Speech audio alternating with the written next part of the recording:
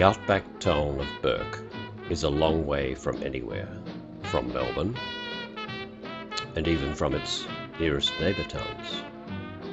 It's a long way north too, further north than Sydney, even further north than Woomera. We travelled to Bourke from Walgett.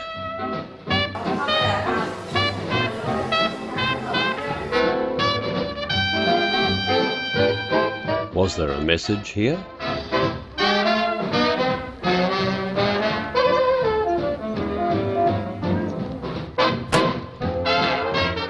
After the recent rains and floods, the outback here, normally dry and brown, was at least green.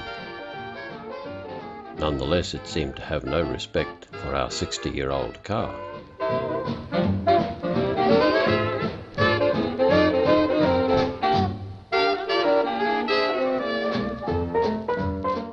We arrived in Bourke with its long history of camel trains, supplanted by fleets of paddle steamers, and finally by roads, ready to start the high life. Let's go slumming, take me slumming.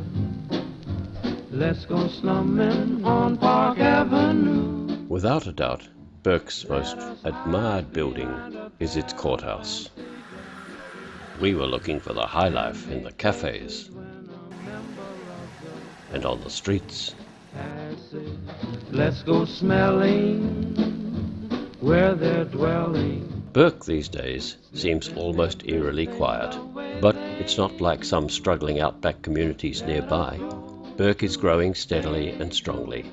Maybe there isn't a lot to do, but Bourke is in fact a lucky town. Far from the rest of the world, information and communication is important out here. The local radio station lives on this. The news is so important to this radio station. It's the top thing that we do. And we have nearly 60% of all the listeners between Broken Hill and Goondiwindi. We have a huge coverage area. The next closest station to us was the ABC with about 22% of the listeners. So the regional news is very, very important to us.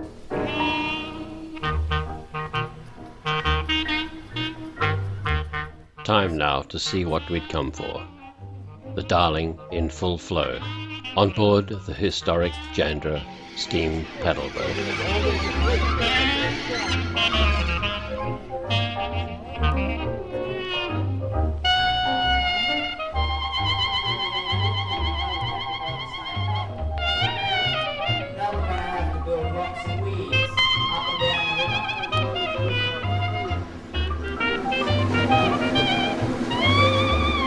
Sound the whistle to round the blind bend in the river as we approach the North Bourke Bridge.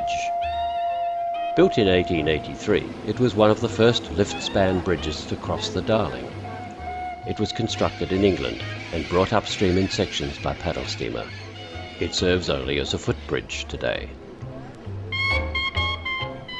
After revelling in the past for a while, we return to the communications of today. There is a community Aboriginal radio station. Canberra partly cloudy 19, and Darwin mostly sunny today 32. Lightning Ridge mostly sunny at 27, the Warren is sunny at 26 and Bourke sunny at 25 degrees.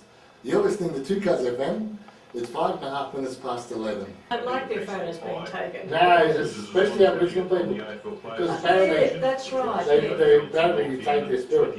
Yes, I've heard that, yeah. That's us on air streaming to the world. Really? Yeah, and on the World Wide Web. Me off with my program today is Lynn Anderson with Rose Garden and Randy Travis with 1982.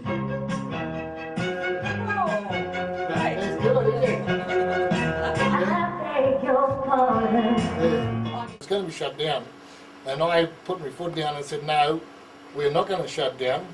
We're going to actually stand our ground here, because as soon as we stop transmitting, we lose our licence.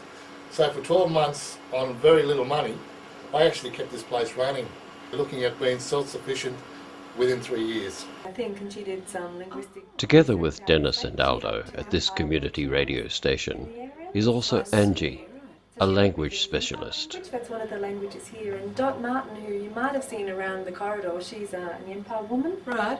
Yeah, so that's one of the local I tribes. see. And this is a Murawari word, and it was often used towards children when children are being cheeky or mischievous or just annoying the parents in general. Yes. So if the parents are trying to relax or are concentrating hard and the kids are running around and mucking around and being loud, and the parents might say, "Oh, get out of here.